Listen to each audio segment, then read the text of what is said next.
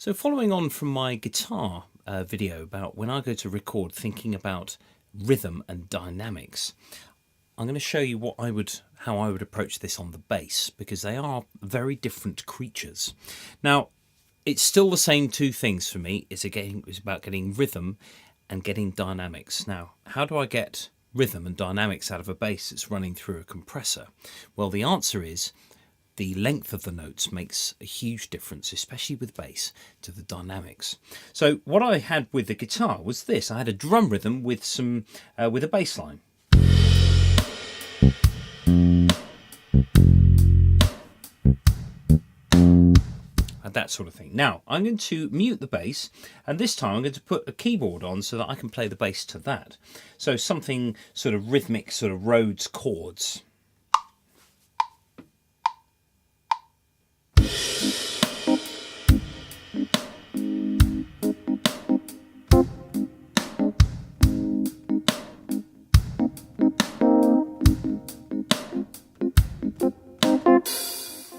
So, aside from the fact that I just need to quantize that because the notes weren't quite together, the rhythm wasn't too bad, but I'm just going to make sure that I've got my 16th notes in place there. So I'm just going to have a quick listen to that through, make sure those Rhodes chords are in the right place before I start recording. Really important to get a good backing track.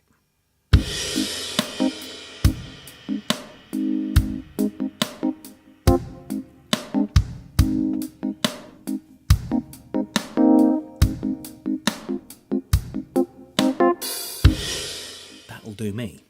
Now, with the bass, we're in F minor again. So I'm just going to play something really, really basic, but I've got to listen to how those drums work.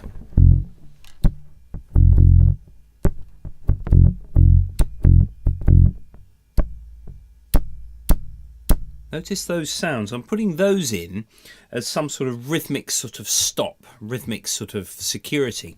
But you've got to be able to also do it without doing that. So let's have a listen. I'm just going to go from bar 3 out of 4. So I'm going to give myself 2 bar counting and then play some bass to that.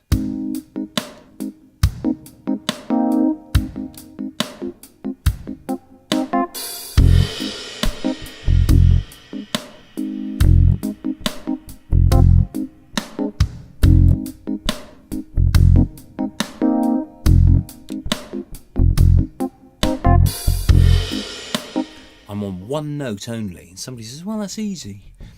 It's not, especially at this sort of tempo. It's the sort of thing to really work through, to trying to get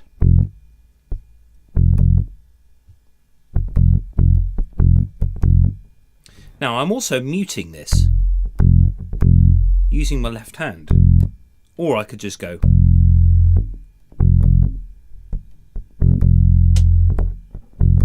The length of the notes essentially varies the dynamic level that you've got.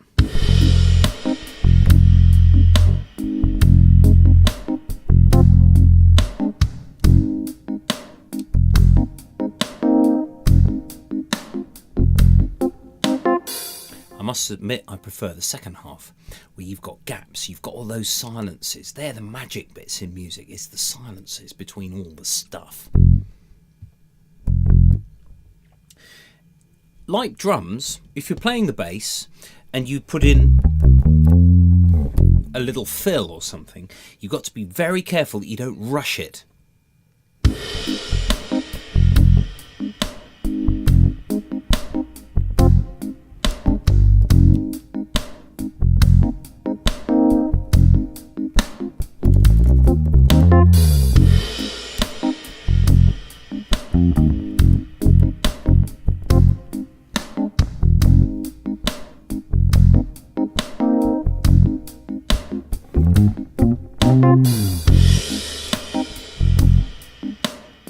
Err on the side of simplicity with those fills. If you've got something that you really want to play, like, it might not be appropriate to the song. It depends. Yeah, you're meant to be playing to the vocals or the top line. But if you do that subtly, if you take some of the notes out of that, if you go, maybe just did that.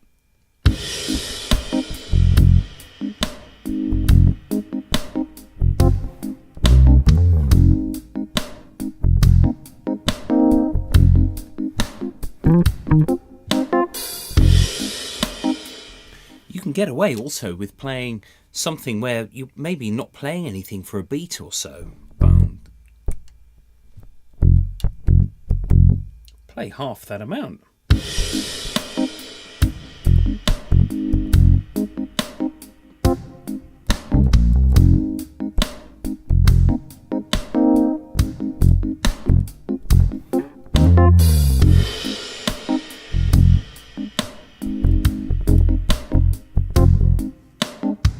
Now, if you put in more notes, more of those sort of quicker rhythms,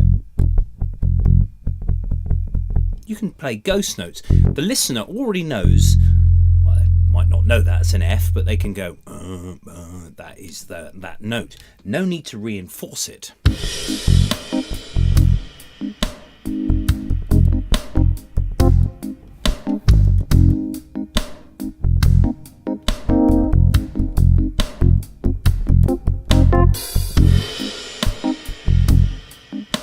So there, I was trying to keep the dynamics at a low level, but making some sort of rhythmic interest there.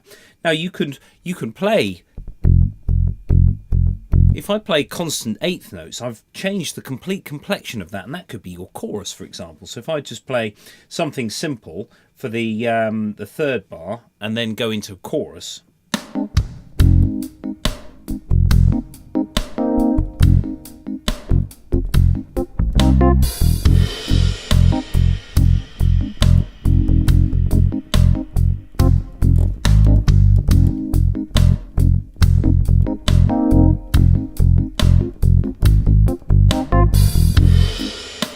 Once again, with those eighth notes, especially at this sort of tempo, you've got to make sure that you really lock into those hi-hats.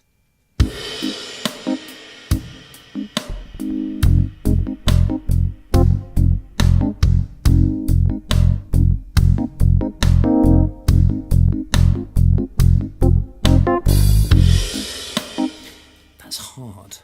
That is tricky, but it's worth getting it right. And if you've got an iPad or an iPhone with GarageBand or something on it, it is your ultimate practice tool with this.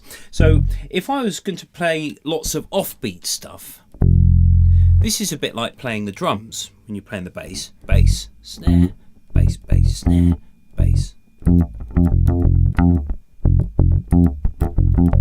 You could use octaves for that sort of, that snare type thing.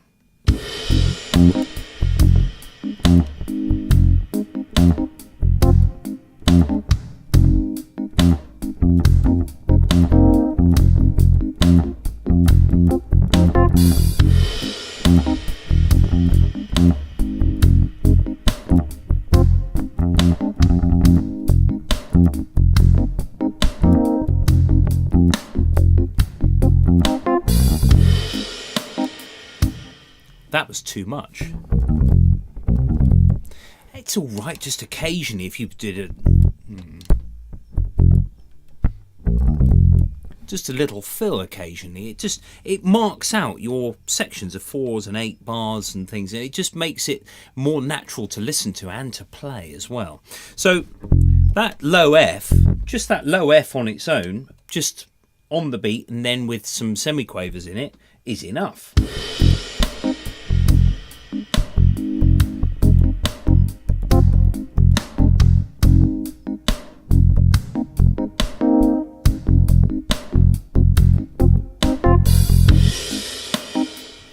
And if you're really in tune with the drummer and you're playing simple bass like that, it doesn't half work. It's really, it just grooves without having to sort of do all this twizzling about stuff. You see lots of people who are, but it's out of time with what the drummer's doing. It basically invalidates that entire line. You know, if you've learnt that sort of...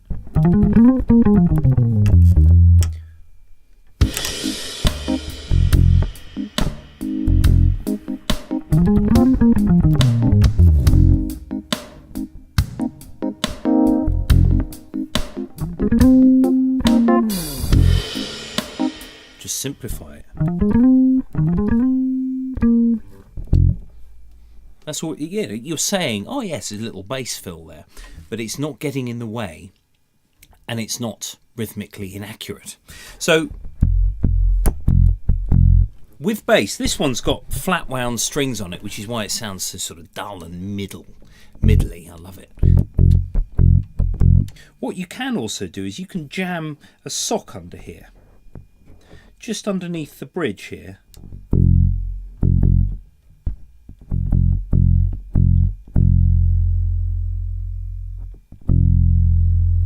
So that the note dies quicker.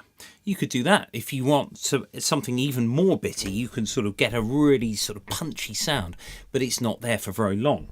So there is a bit about keeping that bass rhythms, the bass simple, effective, and as you can hear underneath that Fender Rhodes there, which is doing the sort of more complicated rhythms, you can just have something that just plods on the beat.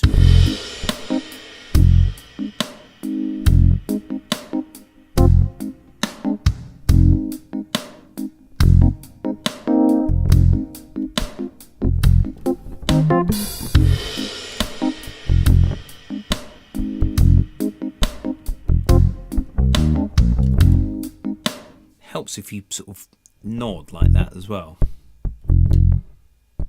As in the guitar video, using your entire body to play actually does help you get that rhythm, because the momentum that your body has, if you sort of relax and you're nodding along to the beat, it doesn't have help when you're trying to delineate all of those slow things, that is the beats, the quarter notes. The 16th notes are easier because there's not as much of a gap between them.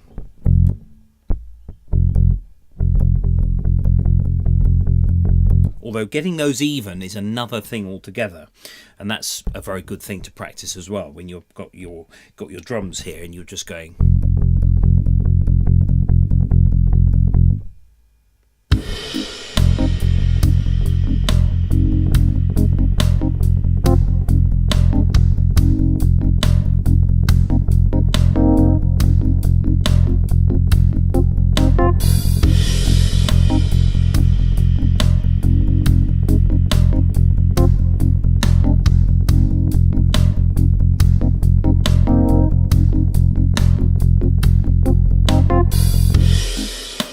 Might look easy, but you're constantly having to correct the whole time. I talked in my other video about having a servo.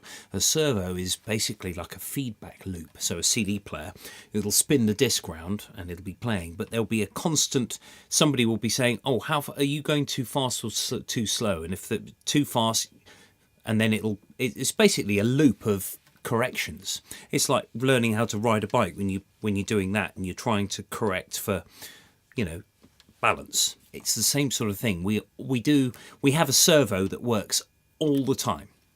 So there we go. There's a bit of bass playing with some drums for you.